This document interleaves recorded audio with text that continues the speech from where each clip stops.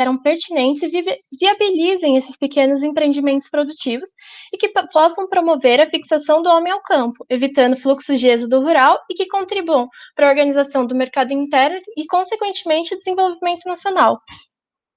Bom, falando um pouco sobre a agricultura familiar, ela é uma categoria social muito diversificada e ela ocupa uma ampla população que tem distintas atividades econômicas que compartilham entre si algumas características comuns, como, por exemplo, o lugar onde se trabalha também é onde se mora. A área, ela é até 4 módulos fiscais. A exploração depende do uso de força de trabalho do familiar, sem o prejuízo da contratação da mão de obra.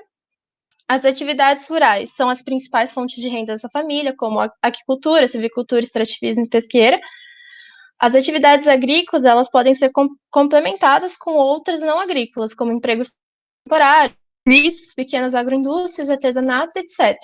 O acesso é limitado de recursos à terra e capital desse grupo. Bom, a agricultura familiar, ela tem como um pessoal ocupado com dado do país cerca de 10,1 milhões de pessoas que atuam na agricultura familiar. Por regiões, o maior foco é no Nordeste, seguido pela região Sudeste, Sul, Norte e Centro-Oeste. O Pernambuco, Ceará e Acre têm as maiores proporções de áreas que são ocupadas pela agricultura familiar. Já os estados do Centro-Oeste e São Paulo, eles têm os menores. O Norte é o que agrega maior valor quando se levamos em consideração o valor da produção, seguido pelo Sul, pelo Nordeste e pelo Sudeste. A agricultura familiar, ela equivale a 26%, 23% de toda a produção agropecuária do Brasil, somando um total 107 bilhões. Bom, a pergunta que norteou nossa pesquisa foi: qual o impacto dos diferentes perfis de organização da agricultura familiar nas dinâmicas das políticas da agricultura familiar e segurança alimentar? Bom, o objetivo geral era nós efetuarmos um diagnóstico nos 4 territórios que nós selecionamos, permitindo uma identificação das diferentes trajetórias do desenvolvimento local, particularmente o dimensionamento das atividades da agricultura familiar. Bom, como objetivos específicos, nós temos definir indicadores para a caracterização geral da agricultura, caracterizar a agricultura familiar dos municípios das regiões estudadas, realizar uma análise comparativa entre a agricultura familiar e não familiar e comparar os dados de agricultura familiar entre as regiões. Nossa metodologia, como os caminhos e procedimentos de pesquisas, foram utilizados pesquisa qualitativa e quantitativa, exploratória e documental. O local de estudo foi a região administrativa central, regiões de governo de Araraquara e São Carlos, que são 26 municípios, e região do Sudoeste Paulista, regiões de governo de Itapeva e Itapetininga, que são 40 municípios. Os instrumentos de coleta foram a busca e sistematização de dados secundários disponíveis em bases diversas, e as fontes de pesquisas foram a SEAD, IBGE, INCRA e o CIDRA. Bom, a metodologia utilizada em questão de variáveis pesquisadas, nós dividimos em 2 grupos, que é agricultura geral das regiões, que é, nós pesquisamos o perfil da atividade econômica, particularmente agrícola, que são produtos, produção também da propriedade, insumos, assistência técnica, escolaridade, pessoal ocupado na agricultura familiar. E na agricultura familiar e não familiar das regiões, nós olhamos a área, o número de estabelecimentos agropecuários, orientação técnica, número de estabelecimentos com pessoal ocupado e financiamento dos estabelecimentos agropecuários. Bom, os resultados, nesse caso, nós separamos em 3 etapas, que a primeira é de indicadores da caracterização, que nós analisamos as dimensões fundiária, tecnológica, produtiva, social e dimensão do rendimento. Nesse primeiro momento, foram analisadas características gerais da agricultura. Nessa primeira dimensão, nós analisamos no gráfico 1 e 2 a área média de estabelecimentos agropecuários por município. No gráfico 2, percentual médio de estabelecimentos agropecuários classificados como agricultura familiar. Podemos ver no gráfico 1 que Araraquara e São Carlos eles se destacam em questão de área de estabelecimentos agropecuários por município. E quando nós analisamos o percentual médio de estabelecimentos agropecuários classificados como agricultura familiar, nós já vemos uma diferença quando se leva Itapetininga e Itapeba, que tem as maiores porcentagens. Em questão da dimensão do rendimento, escolhemos 2 culturas para serem analisadas: o rendimento médio da cana-de-açúcar e o rendimento médio do milho. A cana-de-açúcar ela é mais utilizada nas áreas de Araraquara e São Carlos, onde a sua produção é bem maior, devido ao destino desse produto ao mercado de produção de etanol. Enquanto o rendimento médio do milho, ele é mais presente em regiões, mesmo existindo em São Carlos também, ele é mais presente em regiões de Itapeva e Itapetininga, onde há uma presença maior de agricultura familiar e também existe menor tecnificação para essa produção. Bom, de dimensão tecnológica, nós analisamos percentual médio de estabelecimentos agropecuários com declaração de uso de irrigação, percentual médio de estabelecimentos com declaração de assistência técnica, percentual médio de estabelecimentos agropecuários com declaração de uso de agrotóxico. Novamente, nós vemos que Araraquara e São Carlos se destacam nos 3 gráficos, onde a utilização de uso de irrigação, assistência técnica e utilização de agrotóxicos é muito mais necessária quando se leva em consideração, por exemplo, a produção de cana-de-açúcar, onde você precisa de uma maior atenção voltada à produção, devido às dificuldades e o valor que você pretende receber ao comercializar esse produto. Bom, na dimensão produtiva, analisamos a média de área de lavouras por trator por município, média da área de lavouras por colheitadeira por município e média da área de lavouras por semeadeira e plantadeira por município. Novamente, Araraquara e São Carlos são destaque nos 3 gráficos, exatamente porque em relação ao que nós estamos vendo até o momento, que são áreas que são maiores, necessitam de maiores cuidados, maior utilização de insumos, o que leva exatamente à necessidade de utilização de trator, colheitadeiras e semeadeiras. Na dimensão social, é algo que foi até surpreendente para nós durante a pesquisa, que é, no gráfico 11, percentual médio de produtora tem ensino fundamental por município, onde a região de Itapetininga e Itapeva se destacam quando se é levado em consideração aos produtores que têm o ensino fundamental. O gráfico 12 é a média de pessoal ocupado por estabelecimento na agricultura familiar, o qual revela que Araraquara tem a maior porcentagem, com 23,77%. Na segunda etapa, nós selecionamos novos indicadores, que são indicadores da análise comparativa das agriculturas familiar e não familiar das regiões, onde analisamos a dimensão fundiária, a dimensão tecnológica, a dimensão social e a econômica.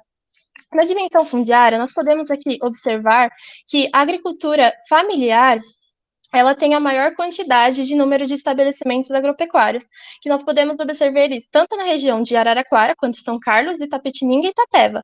Porém, se analisarmos o gráfico, a tabela abaixo, a área de estabelecimentos agropecuários em hectares, a agricultura não familiar, ela tem muito mais área disponível para sua produção, enquanto a agricultura familiar, comparada ao total, ela possui uma área muito menor.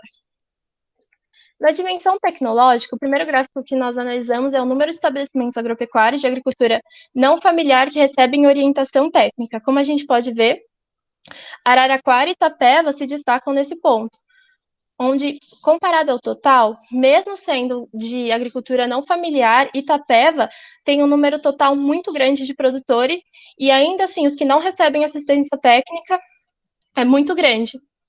Em questão do gráfico 2, do número de estabelecimentos agropecuários de agricultura familiar que recebem orientação técnica, nós vemos que Araraquara e Itapeva lá se destacam e que, mais uma vez, Itapeva, nós conseguimos observar que, quando comparado ao total, existe uma certa assistência técnica para a agricultura familiar, porém, o grupo que não recebe assistência técnica é ainda maior.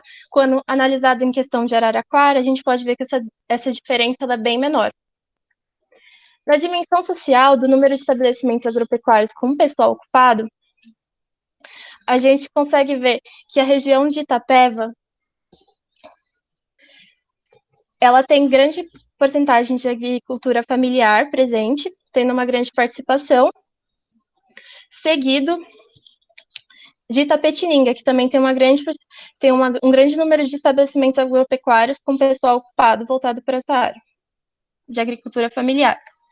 Na dimensão econômica, o número de estabelecimentos agropecuários que obtiveram financiamento, nós conseguimos ver que a agricultura não familiar e a agricultura familiar, elas têm uma proximidade até que considerável em questão de financiamento para sua produção, tanto nas áreas que a gente consegue ver que mais se destacam, que é Itapeva, Araraquara, mas também podemos ver que na questão da agricultura familiar, Itapetininga vai à frente de Araraquara. Bom, Como resultados da terceira parte, que são dos indicadores da análise comparativa da agricultura familiar das regiões, nós escolhemos também os indicadores fundiário, tecnológico, social e econômico. Na dimensão fundiária, a gente quer o número de estabelecimentos agropecuários direcionados à agricultura familiar na unidade, conseguimos observar que Itapetininga e Itapeva, quando relacionados ao número de estabelecimentos agropecuários destinados a essa atividade, eles possuem a maior porcentagem comparado a São Carlos, o maior número, na verdade, relacionados à agricultura familiar do que Araraquara e São Carlos. Já no gráfico 2, a área de estabelecimentos agropecuários direcionados à agricultura familiar, nós vemos também que Itapeva e Itapetininga, eles se destacam. Porém, Araraquara também tem um número considerável, quase próximo a Itapetininga. Na dimensão tecnológica, que é apresentado no gráfico 3, que é o número de estabelecimentos agropecuários de agricultura familiar que recebem orientação técnica, nós vemos que quem se destaca, nesse caso, é Itapeva e Araraquara. Itapeva, como nós já vimos anteriormente, a assistência técnica, ela atinge um determinado grupo da atividade da agricultura familiar, porém, o número de pessoas que ficam de fora, que são relacionadas a essa atividade, é bem maior. O que a gente pode ver que Araraquara tem um equilíbrio bem maior, seguido por Itapetininga e, por fim, São Carlos. Na dimensão social do número de estabelecimentos agropecuários com pessoal ocupado, conseguimos ver que Itapeva e Itapetininga são os que mais se destacam, devido até à presença maior de agricultura familiar nessas áreas. Na dimensão econômica, o número de estabelecimentos agropecuários que obtiveram financiamento, nós vemos uma repetição, onde Itapeva e Itapetininga são os que se destacam exatamente por obterem os maiores financiamentos para a agricultura familiar. Bom, como considerações parciais, na primeira parte relacionada à agricultura geral das 4 regiões, demonstra que nós conseguimos ver uma diferença entre as regiões de Araraquara e São Carlos, das regiões de Itapeva e Itapetininga, que se relaciona com os fatores fundiários, sociais e tecnológicos produtivos. Itapetininga e Itapeva, eles se destacam pela produção do milho, possuindo um percentual maior, como nós podemos ver, de agricultura familiar, uma vez que a produção da cultura, ela não existe alta tecnificação e grande utilização de insumo, nem como grande disponibilidade de área. E também serve para uma alimentação para as pessoas que estão inseridas naquele contexto. Araraquara e São Carlos, eles apresentam maior rendimento médio de cana-de-açúcar devido à maior disponibilidade de área destinada a lavouras, maior acesso à assistência técnica, utilização de agrotóxicos, em conjunto com a mecanização elevada que é utilizada na produção, e a vasta utilização da cana-de-açúcar para a produção de etanol, o que também estimula a esses grupos a fazerem uma determinada produção destinada à cana. Análise já dos dados extraídos da agricultura familiar e não familiar das 4 regiões revela que, mesmo havendo a presença dos municípios de estabelecimentos agropecuários voltados à agricultura familiar, estes são inferiores em questão de área, como nós podemos analisar, carecendo de financiamento em níveis superiores à agricultura não familiar, que volta exatamente sua produção para a área de exportação ou para abastecer o mercado interno, agregando valor para o seu produto, uma produção, por exemplo, de cana-de-açúcar, que pode ser citado. Itapetininga e Itapeva, eles se destacam pela maior presença de estabelecimentos agropecuários que se destinam à agricultura familiar e à área pessoal ocupada. Já Araraquara, ela se destaca junto a Itapeva em questões de orientação técnica, ou seja, há maior equilíbrio em relação a isso quando se é analisada a questão de Araraquara. E até mesmo alguns casos supera até as agriculturas não familiares em questão de orientação técnica, enquanto Itapeva tem um resultado muito próximo de ambas. Bom, os próximos passos que nós iremos fazer na nossa pesquisa, porque esse é só um pedaço da nossa pesquisa que nós estamos começando agora, para ser sincera, vai ser caracterizar o perfil das políticas públicas implementadas nas regiões, correlacionar o perfil das políticas públicas com o perfil da agricultura familiar com os dados que nós coletamos. E essa é a nossa bibliografia, e acredito que é isso.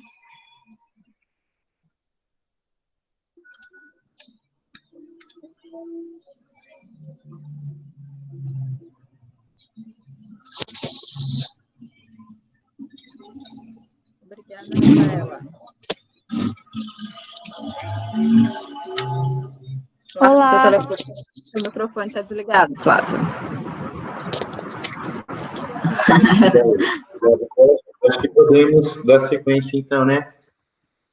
O próximo trabalho, então, é o Projeto de Desenvolvimento Sustentável e a Construção de Novas Formas de Assentamento na Amazônia, um estudo em Altamira, no Pará, é isso?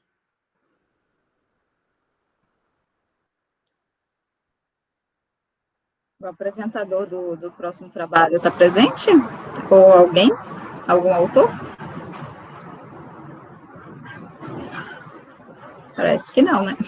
Não, então fica análise comparativa da questão agrária na microrregião de Jales, segundo os censos agropecuários de 2006 e 2017.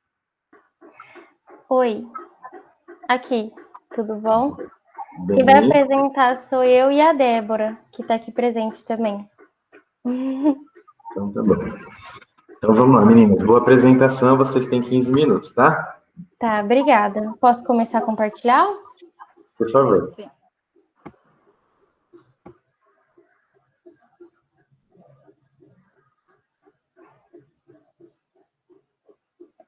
Tá compartilhando ou travou, gente? Não apareceu, não.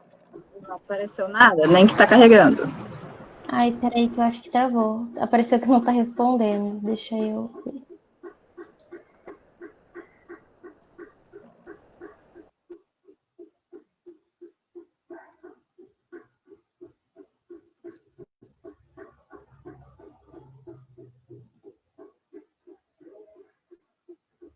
Oh, meu Deus.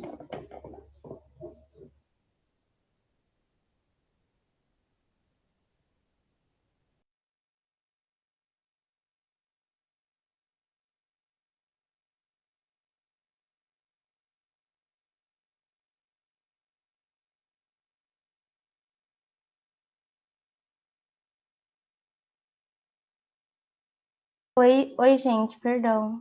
Travou e eu tive que reiniciar. Vou tentar de novo. Aí, vocês estão acompanhando? Tá dando para ver? Agora sim, Natália, agora aparece pra gente aqui. Boa apresentação para vocês. Obrigada.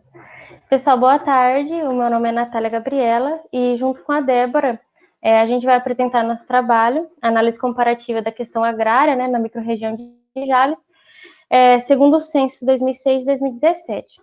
A gente fez esse trabalho em conjunto com a Gláucia e com o Diego, que está aqui presente, né, sob a orientação do professor Lázaro.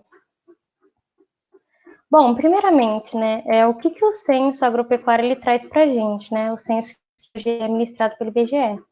Ele vai trazer dados, né, sobre os estabelecimentos rurais de todo o país. E fazendo uma análise cronológica de todos os censos que a gente já teve, a gente teve o primeiro censo foi realizado em 1920, né? Ainda não era realizado pelo IBGE. E depois, a partir daí, o IBGE assumiu e a gente teve mais 10 censos aí. E era para ter tido mais censos, só que por algumas questões políticas e falta de recursos, a gente não teve tanto censo quanto tinha sido estabelecido que se haveria, né? A gente teve 11 censos aí na trajetória do censo. Mas qual que é a importância do censo agropecuário, né? Ele faz levantamento de dados, né, que permitem os diagnósticos das regiões do Brasil, né?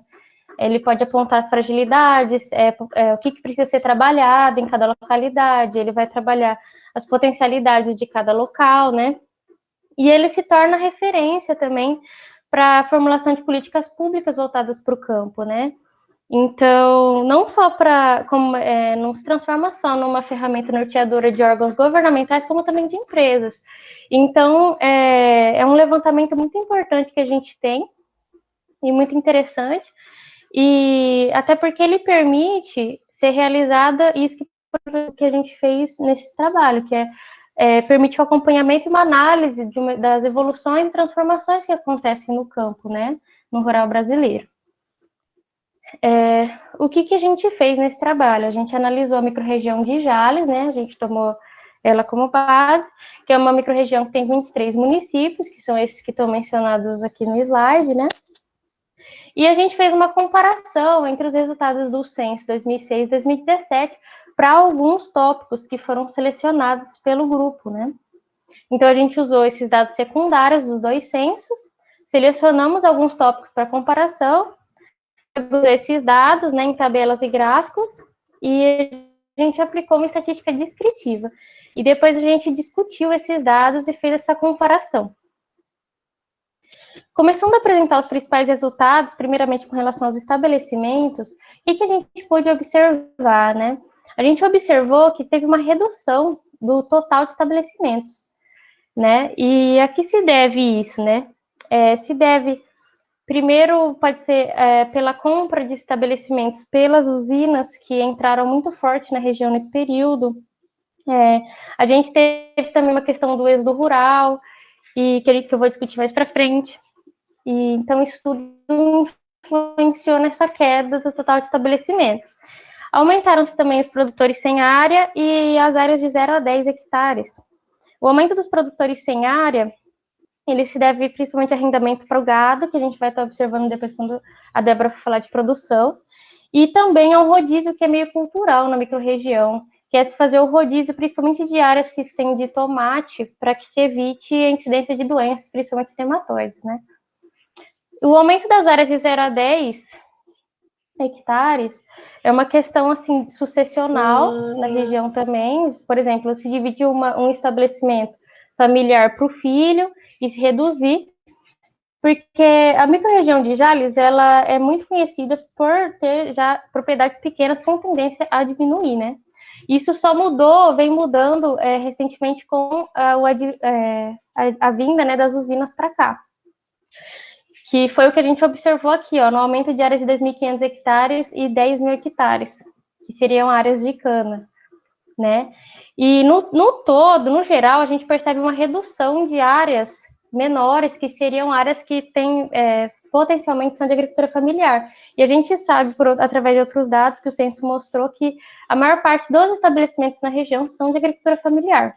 O módulo fiscal aqui, ele gira em torno de 22 a 30 hectares, então, 4 módulos fiscais seriam, no máximo, 120 hectares aqui na microrregião. Então, aqui a gente tem um total de 7.151 estabelecimentos, sendo 5.135 deles estabelecimentos de agricultura familiar. Então, é um número bem grande, né? Bem elevado. E desses números, falando um pouco sobre a assistência técnica, só 26% deles, que seriam 1.340 estabelecimentos, recebem algum tipo de assistência técnica, né? Porque é um número bem baixo. E do total de estabelecimentos, 68,8% não recebem nenhuma assistência, né? E isso, por que seria que isso aconteceria, né? Isso está acontecendo. A gente percebe um sucateamento, né? Principalmente ligado com esse próximo slide aqui que eu vou explicar, a gente percebe um desmonte já há alguns anos da CDRS, né? Que é a antiga CAT, e a gente vê essa precarização, então a gente tem poucos profissionais para trabalhar em uma área que tem uma demanda muito grande. Então, se a gente for analisar só no município de Jales, a gente teria uma demanda de um técnico para cada 400 estabelecimentos.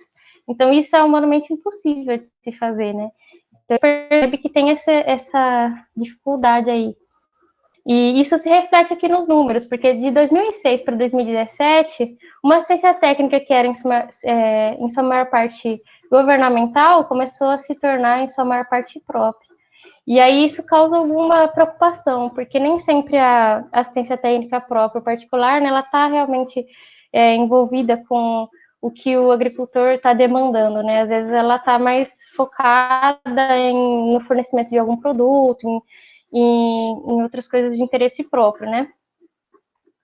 Com relação ao manejo orgânico, a gente teve um leve aumento na região de produção orgânica, e apesar de a maior parte se manter sem esse tipo de produção, né?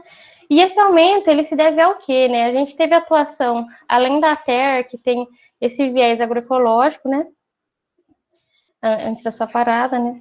Ela teve atuação do colegiado do território aqui. Aqui tinha o território noroeste paulista, e ele era muito atuante, o colegiado era muito atuante aqui durante alguns anos desse período, né? E nesse período que ele foi muito atuante, ele trouxe muitos cursos, organizou muitos agricultores, e sempre buscando esse viés, né, de agroecologia. E, inclusive, começou a ser realizado aqui o Seminário de Agricultura Orgânica e Agroecologia, que foi o SAL. E esse evento, ele tiveram, se não me engano, 3 edições, ele começou a trazer muitos agricultores da região para cá, né, e muitos despertaram esse interesse pela produção orgânica, inclusive alguns que nem tinham esse tipo de manejo na sua propriedade, né. sendo eles certificados ou não, então aumentou esse tipo de produção aqui na microrregião, o que é uma coisa muito boa. Falando um pouquinho sobre as características dos produtores, a gente percebeu o quê, né? Que houve uma redução da faixa etária até 65 anos, sendo muito maior a redução de 35 a 45 anos, mostrando assim uma certa saída dos jovens do campo, né? E um aumento de agricultores com mais de 65 anos, mostrando esse envelhecimento do campo na microrregião, né? O que conduz a técnicas produtivas altamente poupadoras de mão de obra. Então, a gente percebe que teve aqui um envelhecimento no campo e uma saída dos jovens, que às vezes, por não ter essa questão da renda, não ser mensal, às vezes a gente lidar com culturas que são anuais, às vezes o jovem se desinteressa, ou às vezes os pais não dão essa liberdade para eles estarem trabalhando na propriedade, né? Ou mesmo às vezes a própria família acaba desestimulando a vida no campo por falar que às vezes o trabalho é muito cansativo e tudo, e acaba estimulando esses jovens a saírem, né? Buscar oportunidades em outros lugares.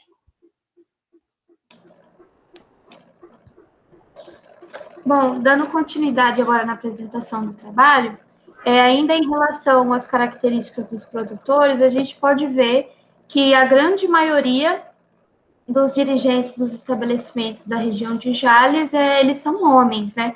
Apesar de ter tido uma melhora entre o censo de 2006 e 2017, essa diferença ainda é muito gritante. Né? Isso pode ser reflexo, pode não, né? É reflexo da sociedade patriarcal que a gente vive, em que ela favorece os homens em posições de liderança e acaba favorecendo também na sucessão, né? Da herança da propriedade.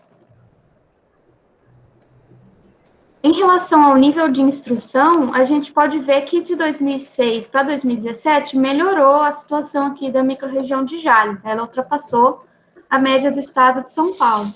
Isso pode estar ligado por um programa do Senar, que teve aqui na região, né, de alfabetização específico para trabalhadores rurais sem escolaridade, né, através do Sindicato Rural de Jales. E então isso refletiu aí na estatística. Em relação à pecuária, aumentou de maneira significativa o número de estabelecimentos da microrregião de Jales, que tem algum tipo de pecuária, e ovinos, suínos e aves, os três, eles diminuíram. Agora, os bovinos tiveram um aumento bem significativo. Isso pode estar ligado também pelo avanço do agronegócio, né, que ligado ao aumento da valorização da arroba do boi, e também ligado ao envelhecimento do campo, né, porque sem você ter uma quantidade de mão de obra, já que os filhos eles migram para a cidade, o gado é uma das alternativas. Agora, em relação à produção de leite, ela diminuiu bastante, né, no número de estabelecimentos. Então, a gente pode ver que o aumento da pecuária bovina foi para bovinocultura de corte, né, e a pecuária leiteira, ela se concentra aqui nas pequenas propriedades, de 0 a 50 hectares, né, porque a pecuária leiteira, ela é uma alternativa para o pequeno produtor permanecer no campo, porque ela tem um baixo risco comercial, ela também necessita não de um nível tecnológico não muito alto, e além dela garantir um fluxo mensal ali de renda para o produtor. Agora, em relação à produção vegetal, a gente pode ver que o número de estabelecimentos que tem algum tipo de lavoura temporária caiu quase que pela metade. Quais são os produtos que apresentaram, né, essa queda? Principalmente a melancia, o abacaxi, a abóbora, a mandioca e o milho, né? Sendo que a cana, ela aumentou na área 10 vezes, ela aumentou muito. E só que o número de propriedades, ela diminuiu bastante. Então, a gente pode ver aí um monopólio, né, uma acaparação das propriedades pela monocultura da cana. Né? Outra cultura também que aumentou foi de tomate rasteiro, só que ele é preferencialmente para processos industriais. Né? A cana forrageira e o milho forrageiro, ele diminuiu, só que outros tipos de forrageira, como o sorgo, aumentou. Né? Pode estar relacionada com o aumento da pecuária, né, da bovinocultura. Em relação aos produtos de lavoura permanente, mais significativo foi a queda da laranja, do café e o aumento da borracha. Outra informação importante, que é relevante aqui para a região, foi que se manteve estável a cultura da uva. A uva é uma parte muito importante da economia da região. A região de Jales, ela é a maior produtora de uva na entre-safra, né, que ela produz, que é de junho a outubro, né?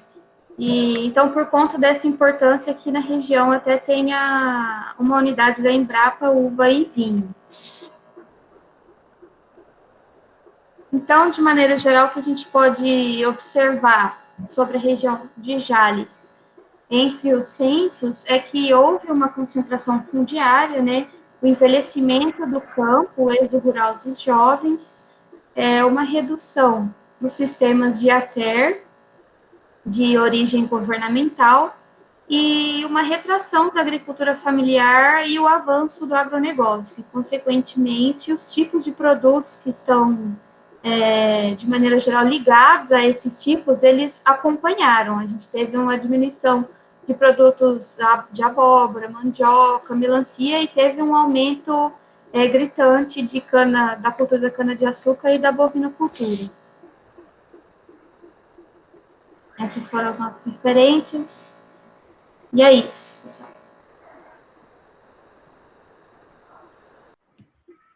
Obrigada, meninas. Ótima apresentação. Obrigada. Obrigada. Muito boa mesmo. Parabéns. Próximo trabalho. Alternativas de desenvolvimento rural sustentável do assentamento Sabiaguaba, no Ceará. Sou eu. Vou compartilhar aqui. À vontade.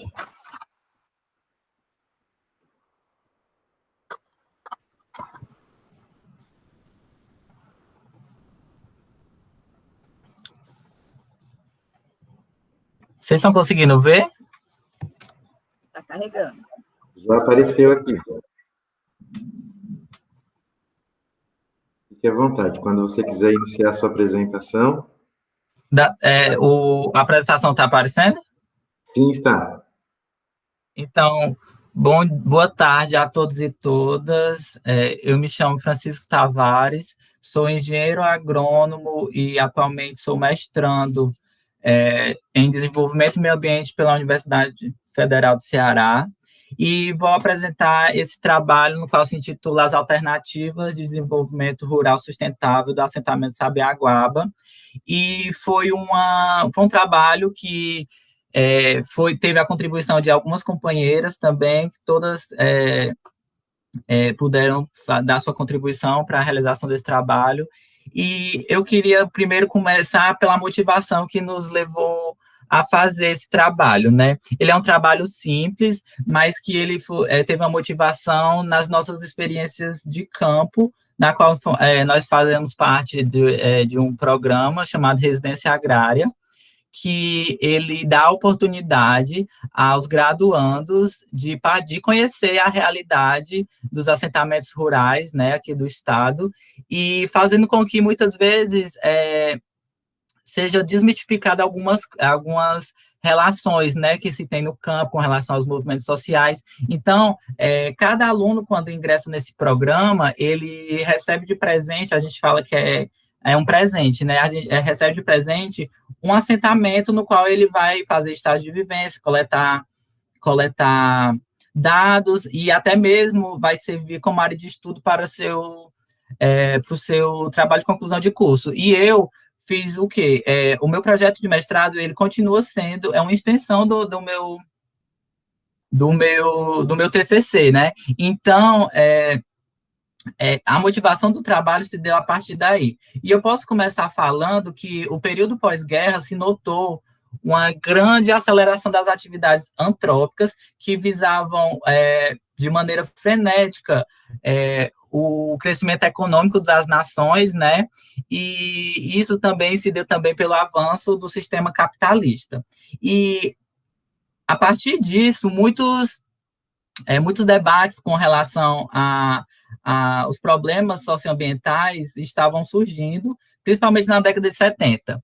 Assim, na Conferência de Estocolmo, em 1972, surgiu um termo chamado ecodesenvolvimento, que posteriormente, na elaboração do relatório de Brundtland, em 1997, surgiu e foi lapidado para desenvolvimento sustentável, que é o que nós chamamos atualmente.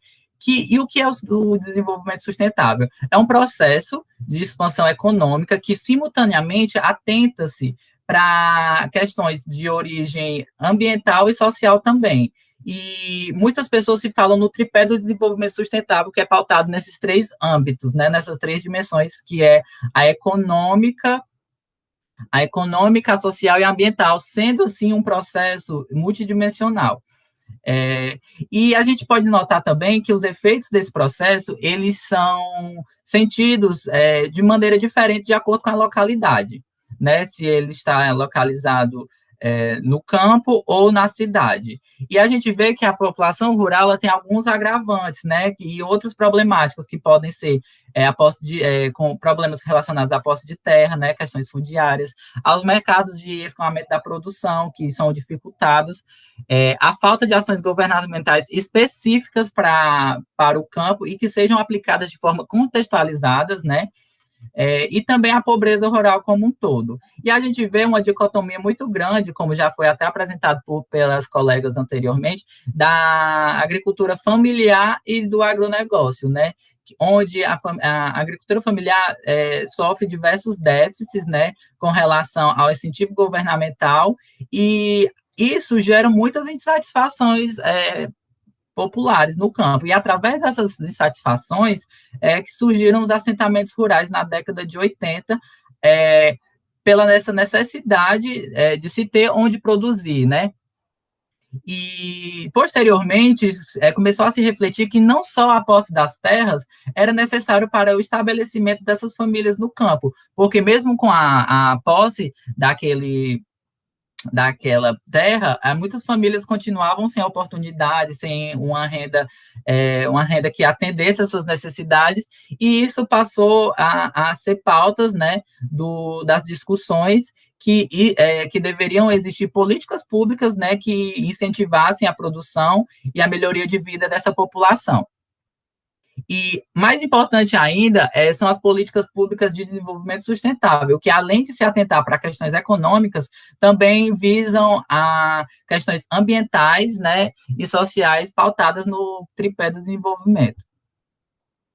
Mas só que o que se nota é que muitos dos assentamentos que a gente teve a oportunidade de conhecer, é que eles não se limitam aos projetos financiados pelo poder público, né? Eles mesmos possuem iniciativas que atendam suas demandas, né? Nos três âmbitos do desenvolvimento, e que é isso que a gente vai discutir um pouco aqui mais na frente. E aí, muitos questionamentos nos vieram, e os dois principais foram, né? Quais são essas alternativas desenvolvidas por este assentamento em específico, né? E quais são as reflexões atreladas a essas alternativas, né? E então o trabalho tem como objetivo elencar e analisar as diferentes alternativas de desenvolvimento sustentável executadas pelas famílias residentes no assentamento Sabiaguaba. Rapidamente aqui um referencial teórico. Como eu já falei, existiu uma busca desenfreada, né, dos países pelo crescimento econômico, e com isso o uso negligente, né, dos recursos naturais em todo esse processo. Muitos problemas de cunho ecológico, social e econômico surgiram, né? Como, por exemplo, o acentuamento das desigualdades, exploração da mão de obra, êxodo rural e subdesenvolvimento, o que fez com que emergessem o debate ambientalista na década de 1960, né? E esses efeitos são sentidos de forma diferente, né, de acordo nos indivíduos, de acordo com o poder aquisitivo, os primas ideológicos e políticos, e até mesmo a localização geográfica, né? E a população rural, ela sofre com esse chamado agrobusiness.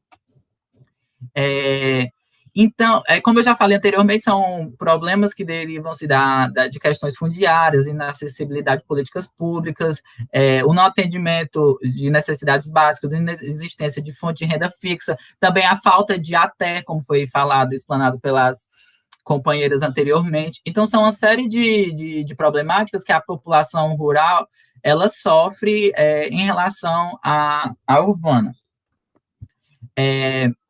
Então, a partir dessa insatisfação, foi que se deu o surgimento dos movimentos sociais, como, por exemplo, o MST, que, através da mobilização popular, pôde se estabelecer e começar a reivindicar seus direitos, né? E que a busca não se limita à terra, mas sim por possibilidades de aperfeiçoamento e estabelecimento dessas famílias. E aqui eu trouxe algumas políticas públicas, né, destinadas à população do campo, que é o PNAE, Programa Nacional de Alimentação Escolar, o PAA, o Programa de Aquisição de Alimentos, o PRONERA, né, que é o Programa Nacional de Educação na Reforma Agrária, o PRONAF, e diversas outras alternativas bem-sucedidas, né, mas que merecem ser implementadas de forma, como é que eu posso dizer, de forma contextualizada, porque não adianta vir um pacote feito do Sul para ser implementado aqui no semiárido, então tem que ser feita de forma participativa com os agricultores e agricultoras, mas e também de forma contextualizada com relação à cultura, às características climáticas da região. E assim também são as alternativas de desenvolvimento rural sustentável,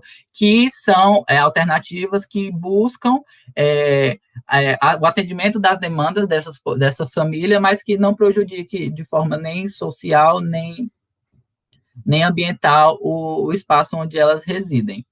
A metodologia. A área de estudo, como eu falei anteriormente, é o assentamento Sabiaguaba, que ele é localizado no município de Amontada, aqui na região noroeste do estado do Ceará. Ele foi fundado em 1908, na década de 80, ele tem uma extensão de aproximadamente 718 hectares e é composto por cerca de 200 famílias, entre agregadas e assentadas. A origem dos dados foi a origem primária, a gente fez visitas a esse assentamento. A metodologia que a gente vai utilizar é a análise e diagnóstico dos sistemas agrários, que é uma metodologia proposta por Dufumi em 2007, que ela é capaz de analisar a complexidade desses sistemas agrários, né? E é importante salientar que essa metodologia ela é feita de forma participativa, onde a gente fez caminhadas, rodas de conversa, aplicação de questionário semi-estruturado, para que a gente pudesse obter os dados e, posteriormente, realizar a pesquisa. E a abordagem vai ser uma abordagem qualitativa, onde foram elencadas e analisadas essas alternativas e ressaltando os efeitos numa perspectiva multidimensional que elas têm dentro do assentamento. Então, como resultado, a gente tem a primeira, né, que é o Restaurante das Mulheres, que é uma iniciativa que elas tiveram em 1997, que as mulheres, a gente sabe que as mulheres no campo, elas muitas vezes elas têm seu papel inferiorizado como suporte ao marido na produção. O que é que você faz aqui no dia a dia? Eu ajudo meu marido, e elas não têm um protagonismo. E vendo isso, e as mulheres desse assentamento, vendo que muitas vezes o espaço de fala, as opiniões, e a presença nos espaços de decisão estavam sendo vetados delas, elas começaram a se auto-organizar e tiveram uma iniciativa, né, de criar um grupo de mulheres do assentamento, onde elas iam discutir as suas demandas e trocar experiências, né, entre elas mesmas, Só que a partir desse grupo que surgiu, também veio essa alternativa de empreendedorismo feminino, onde esse restaurante, o assentamento, só para situar, o assentamento fica na região litorânea aqui do estado, né? E aí elas decidiram fazer esse restaurante que, além de promover uma geração de renda para as mesmas, elas também é um espaço de empoderamento feminino e conscientização dos homens, né? Que muitas vezes chegam lá com os próprios maridos delas e elas fazem esse papel de desconstrução e de empoderamento das crianças e das jovens do próprio local. É um grupo que está atualmente com 12 mulheres, né, que elas se revezam entre as atividades cotidianas e a manutenção desse espaço, e essas pinturas que estão aparecendo são colaborativas. Às vezes alguém chega lá para almoçar e diz e pergunta se pode fazer algum desenho, e elas deixam e tal. Então, é um espaço de desconstrução, né, e de reflexão, tanto para ambos os gêneros.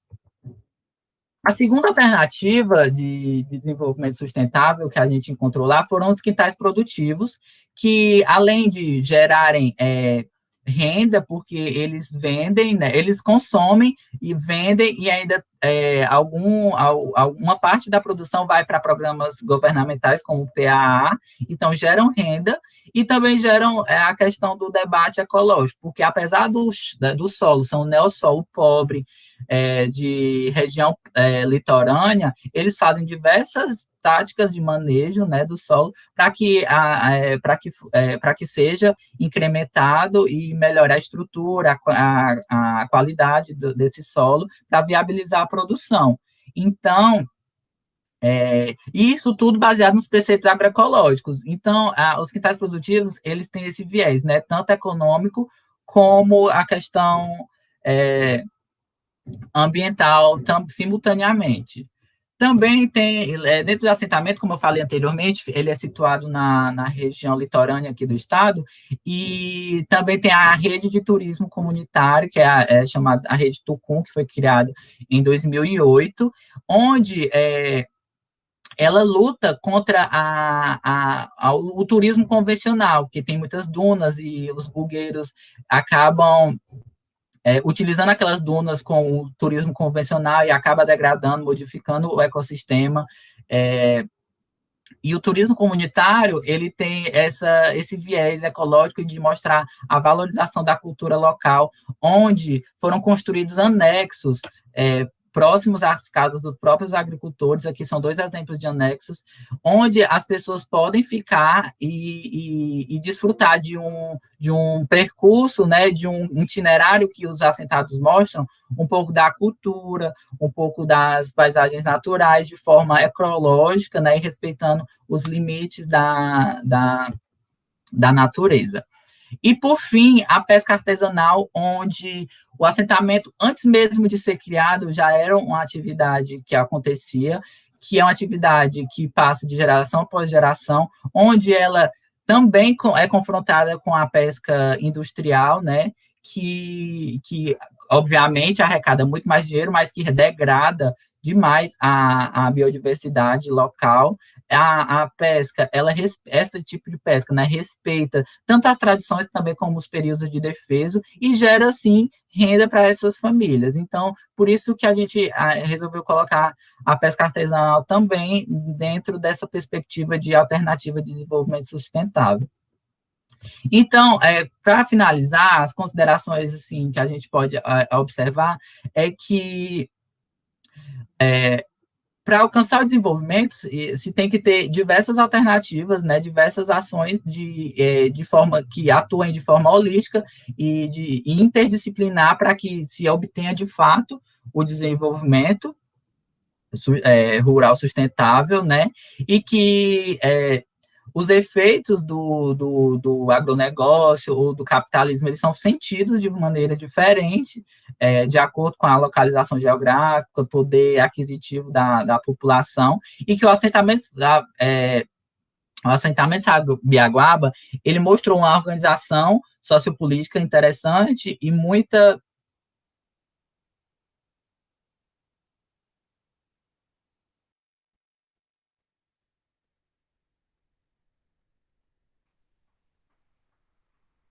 Francisco, seu áudio ficou mudo, não sei se você desligou aí ou se caiu.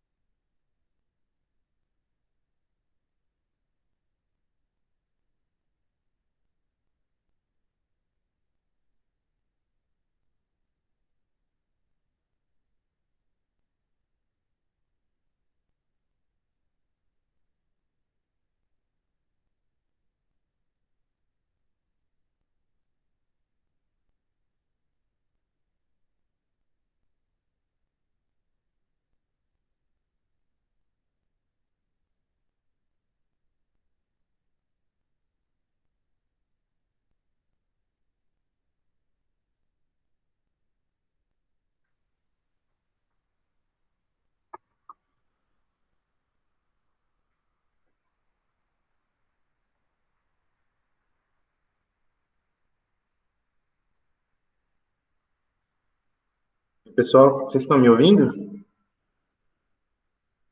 Então, sim. Sim. Ah, tá. Retornou agora, né? No finalzinho da apresentação do Francisco, não sei se eu caí, eu acabei me perdendo o áudio. Não, acho que foi ele que caiu mesmo. Ele que caiu? Nossa. Acredito que sim, pelo menos para mim também ficou mudo. Ele já voltou?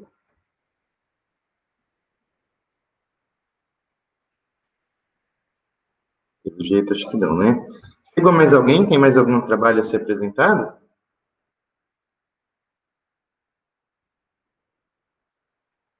Pessoal, tem alguém que chegou posterior aí e o seu trabalho estava para ser apresentado antes, e nós fomos adiantando os demais. Se tiver alguém que já chegou, a gente já pode partir para as considerações e para as perguntas.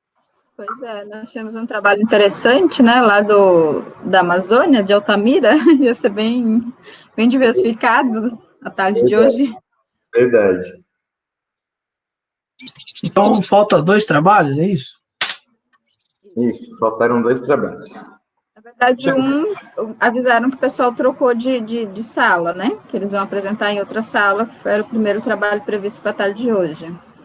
É que eles tinham mais trabalhos lá, então eu acho que eles já mudaram de sala por isso, né? Bom, Tatiana, você quer começar a fazer as suas considerações e aí depois a gente abre para as perguntas? Não sei, Flávio, eu acho que eu prefiro fazer as considerações para o final, deixar para abrir primeiro as perguntas, mas pode conduzir. Então tá. Se o pessoal tem questões. Eu só queria antes, então, colocar algumas coisas assim, que me chamam a atenção nos trabalhos, assim, que remetem um ao outro, né? Então, vou fazer uma falinha rápida aqui e a gente já passa, então. Primeiro, queria dar os parabéns a todos vocês pelos trabalhos apresentados, são bons trabalhos, né? As meninas que iniciaram falando aí sobre os problemas da agricultura familiar no Brasil, onde a gente percebe, né, que os problemas, eles não se diferem muito de região para região. A gente tem aí um ciclo vicioso no Brasil, dificuldades, principalmente para os assentamentos rurais e para a agricultura familiar, né? Eu achei muito interessante o diagnóstico que elas fizeram, e aí, passando já para a análise comparativa, que foi feita pelo pessoal lá do Lázaro, né, onde eles estudam as questões de redução das unidades produtivas, né, quando a gente pega o censo, né, isso tudo traz uma preocupação muito grande, principalmente para a questão, para mim, pensando hoje na fala da professora Dulce pela manhã, com relação à agroecologia ser o fio indutor, o fio condutor, né, de uma nova evolução agrícola, e que serviria para motivar esse, né, e nós temos tantos problemas que vão nos remetendo, né, a essa questão de como superar isso, né, um monte da Casa das Agriculturas e do Serviço de Aterro, e ainda assim a gente tem aí um aumento de orgânicos, né, no estudo de vocês, né. Mas uma coisa também que me chama muita atenção é o envelhecimento, né, no campo, esse problema de sucessão que nós teremos em breve. Jovens não se motivam de fato, e a gente nem pode culpá-los por isso, né, e também o problema do agronegócio, principalmente com a monocultura da cana, sufocando os pequenos produtores, né? E aí a gente tem uma diminuição de aspectos produtivos, de variedade produtiva, a agrobiodiversidade sendo comprometida, junto com ela a segurança alimentar, né? Não vou nem falar do PAA que foi extinto e que acabou levando consigo uma grande variedade da produção, né? E aí também, já pulando aí para o trabalho do Francisco, né? Tudo isso junto com essa questão do tripé da sustentabilidade, né? E de todas as vocações regionais. Bom que aí vocês estão conseguindo trabalhar isso de forma participativa, fico bem contente de ver isso, né? E que atenda essas demandas regionais, né? Eu sempre costumo dizer assim, né? A gente não tem receita de bolo para a agricultura familiar, né? Não cabe aquele pacote tecnológico que foi vendido nos anos 60 e que tenta empurrar a goela abaixo do pequeno produtor até hoje, não dá. A gente tem que atender demandas específicas, atender a essas questões. Eu sempre fiquei bem contente nesse sentido com o trabalho de vocês. Então, acho que agora a gente pode abrir para as questões. Não sei como vocês querem conduzir, talvez as questões serem colocadas no chat, a gente vai colocando para as pessoas aqui. Acho que é uma melhor forma da gente organizar, né? Pode ser assim? Pode sim, tranquilo. Então, fiquem à vontade, vocês podem usar o chat, a gente vai lendo aqui e vamos colocando as questões, a gente tem um tempinho aí para ir debatendo os trabalhos. E também, se tiver mais algum Professor, autor, licença. Né, que esteja presente, fique à vontade também para complementar alguma informação. Isso. Pode falar, né, Francisco? É porque a minha conexão caiu, eu estava distraído com a apresentação, não sei até que ponto foi. Aí, porque, inclusive, agora eu estou pelo celular, porque a conexão, imprevisto desse momento, né? Então, eu queria saber até que ponto foi minha apresentação, se deu para ir até o final e tal. Foi até a conclusão, Francisco. Acho que então caiu final, né? caiu na conclusão, isso. Menos mal, obrigado, então. Acompanhar bem. Obrigado. Obrigado a você, Francisco. Então, pessoal, fiquem à vontade, né? Se vocês tiverem alguma questão, alguma pergunta, se manifestem no chat e a gente vai colocando.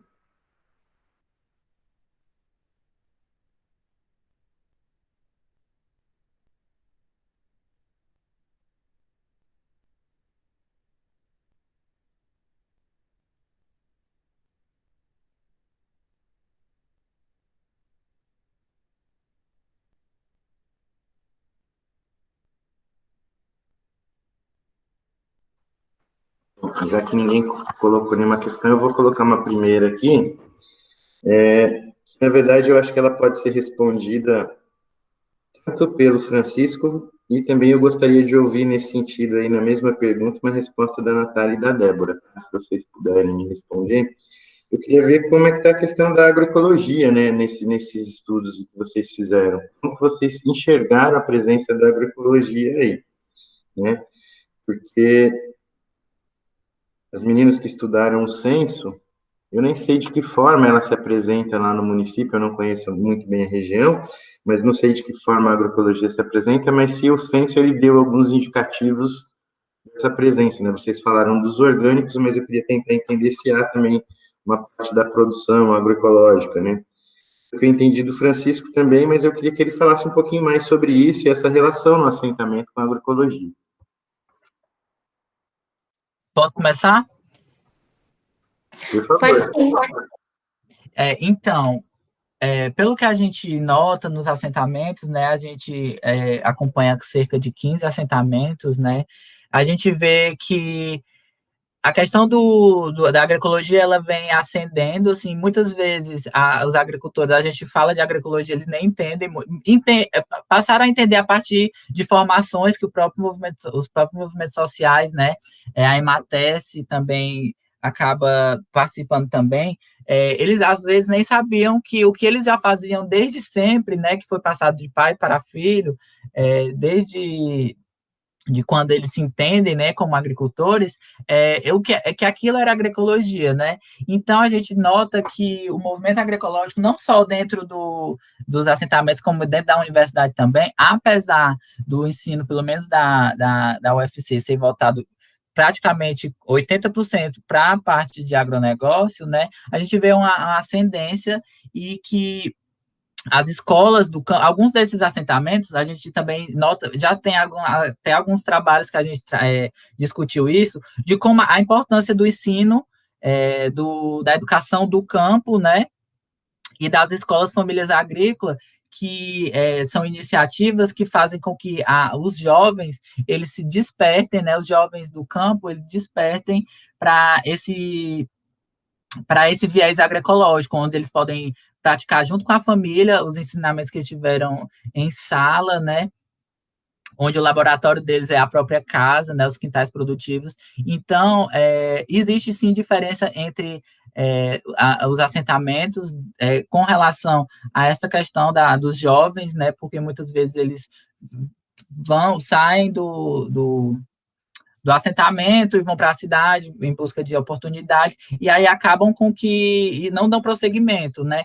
Então, a agroecologia, ela vem muito nesse sentido, de despertar, pelo menos o que eu vejo, nos jovens, esse debate, a importância, porque a agroecologia, como a gente sabe, não é questão só ambiental, ela também traz questões econômicas e sociais também, o que é o tripé do desenvolvimento, como eu já falei. Então,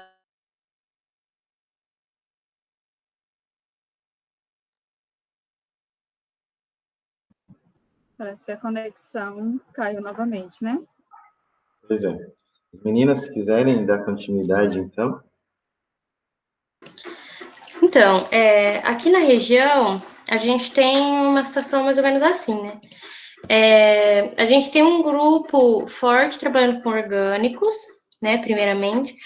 Só que desse grupo, a gente tem alguns agricultores que partem para uma agricultura orgânica mais insumista e alguns que estão começando a adotar algumas práticas de transição agroecológica, né? Tentando se desvincular aí desse consumo externo, tentando criar algo mais dentro da própria propriedade, né? E esse grupo, ele estava se fortalecendo bastante com a atuação do colegiado, né? Quando ele atuava aqui, e a gente tinha ainda as políticas territoriais atuando, né? E aí, quando paralisou essa atuação, ele não se enfraqueceu, só que a gente deixou de ter um pouco desse apoio. Estavam vindo também, nesse sentido, muitos cursos do Senar aqui no território também, principalmente incentivando o cultivo de hortaliças de forma orgânica, e isso também pode ajudar, sabe? Então, a gente percebe que eles estão partindo, assim, de uma produção orgânica, e alguns do grupo começando a ter uma visão, assim, um pouco partindo para a agroecologia. Alguns ainda preferem... a gente percebe que eles preferem ainda adotar, né, esse manejo mais insumista, né, por mais que seja orgânico. Agora, outros agricultores já estão pensando em partir para essa transição agroecológica. Então, a gente consegue perceber isso, sabe? E todos esses cursos que atuaram durante esse período ajudaram. Agora, eles estão um pouco mais estagnados, só que a gente teve muito auxílio do Marcelo Zambiase, veio aqui, a gente teve o Tinelli também dando alguns cursos para os agricultores. Então, foi, assim, um período bem interessante, sabe? E vamos ver como que vai prosseguir agora. A gente espera que isso continue evoluindo, né? Continue partindo para esse lado aí, aqui na região.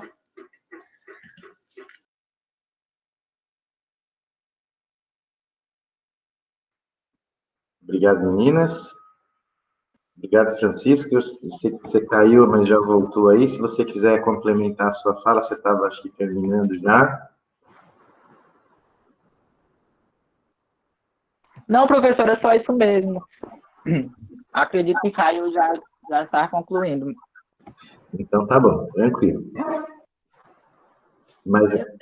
Já que o pessoal não fez perguntas, eu fiquei com uma curiosidade também.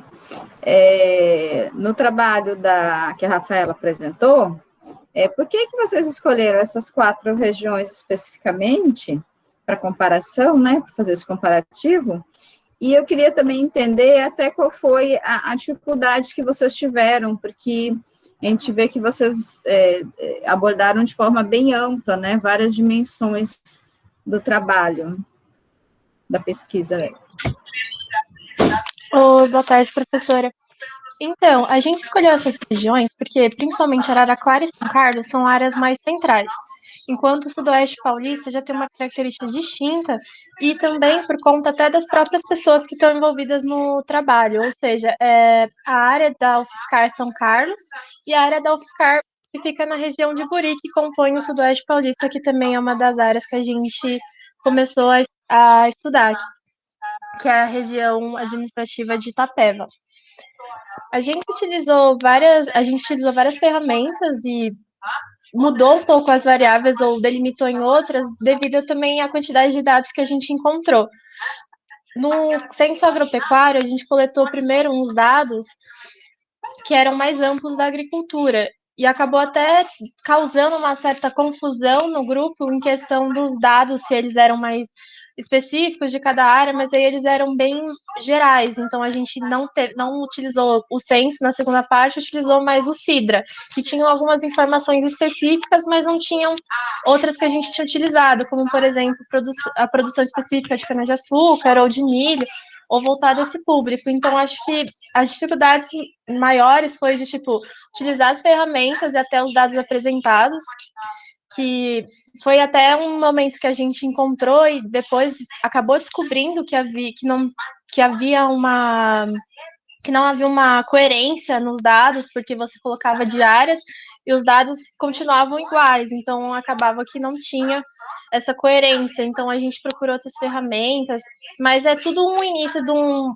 A gente fez mais uma caracterização, escolheu essas regiões por esse motivo e também por conta da diferença, né? Como a gente viu até na apresentação, são áreas que têm até uma presença um pouco mais forte de estabelecimentos de agricultura familiar, mas são áreas que também que são consideradas um pouco mais pobres do que as centrais. E até a produção, ela é voltada para meios diferentes. Eu acho que é isso mais, professor. Se tiver mais alguma coisa, acho que é isso em si. Acho que foi isso mesmo, tá respondido. Acho que as meninas que trabalharam com o censo, acho que não tiveram dificuldade, né, de coleta de dados. Acho que essa Não, bem tranquilo.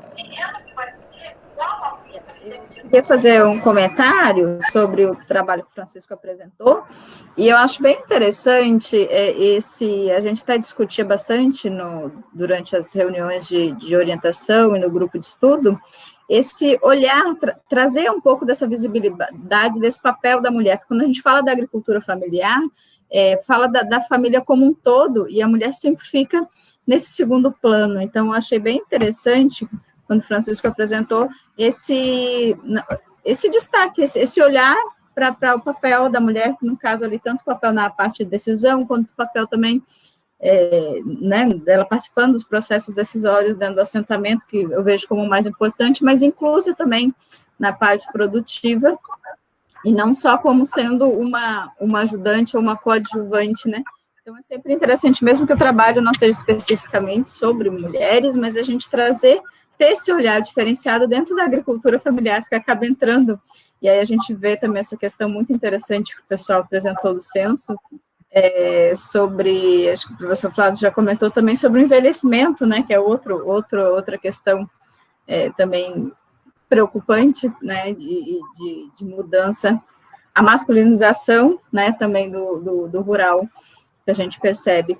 E eu achei bem interessante, eu fiquei curiosa, na verdade, Francisco, para o seu assentamento no litoral, né, a gente viu ali você falando das dificuldades também com a questão da produção, e se tem algum anseio de turismo, de ecoturismo para o assentamento, mas um anseio, assim, do próprio assentamento, alguma organização nesse sentido. E é muito interessante a gente ver como a agroecologia ela consegue se adaptar, né, agora ela consegue respeitar, na verdade, os agroecossistemas, né, de norte a sul do país e do litoral a sertão.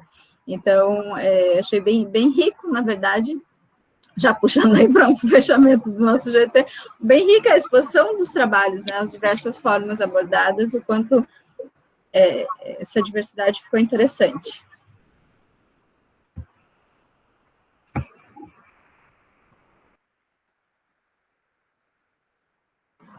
Será que caiu de novo do Francisco?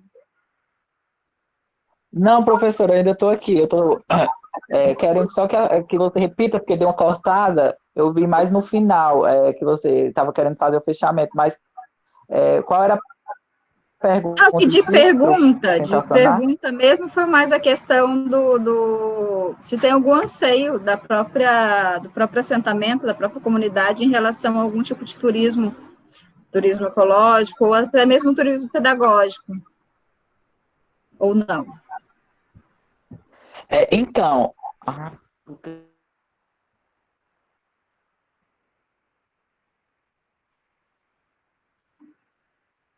A internet não tem contribuído com o Francisco.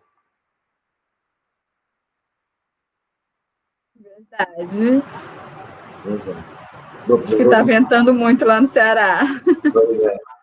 Complicado aqui, viu? Desculpa mais uma vez. Pode continuar, Francisco.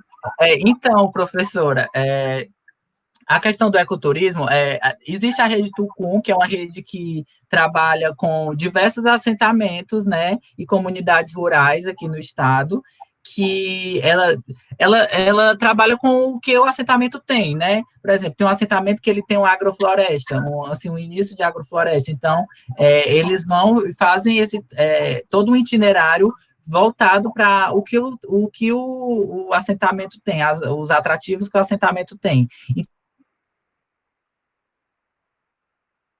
Caiu novamente. Bom, eu vou complementar aí a fala da Tatiana, então, né, aqui na região onde eu estou, em Iperó, hoje, no Pontal do Paranapanema, que é uma região que eu trabalhei muito com assentamentos, a gente costuma dizer que não existe agroecologia sem mulheres, né? Uma coisa está totalmente ligada à outra. E não só nas questões de produção propriamente, é uma produção agroecológica, né? As mulheres, elas praticam agroecologia o tempo todo, até mesmo sem saber. Sejam nos quintais, como o Francisco colocou lá, mas até mesmo naquela hortinha caseira, onde tem uma diversidade muito grande, onde tem uma farmacinha, né? E aqui a gente tem tentado trabalhar com essas mulheres que, na região de Boituva, o grupo de mulheres foi o grande norteador, né? As mulheres já trabalhavam agroecologia sem nenhum apoio governamental, sem nenhum apoio institucional, e elas falam assim, sem nenhum apoio da família. E aqui a gente começa, né, com essas mulheres, lutar pela agroecologia. E a gente teve, assim, um respaldo muito bom, um resultado muito positivo, né, no sentido desse trabalho com o Núcleo de Estudos em Agroecologia, porque as mulheres de verdade abraçaram a causa. Então, o nosso lema aqui é, sem mulher não tem agroecologia. Mesmo que elas não, né, que tentem deixá-las inviabilizadas, que tentem deixar elas com protagonismo silencioso, como a gente chama aqui, mas elas têm dia a dia mostrado sua força, sua garra. Podemos encerrar, Tatiana? Eu acho que sim.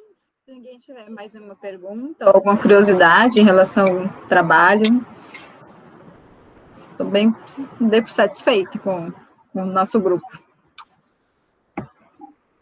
Então, Natália, queria falar alguma coisa? Não, eu ia comentar que eu achei bem interessante essa colocação que você fez, professor.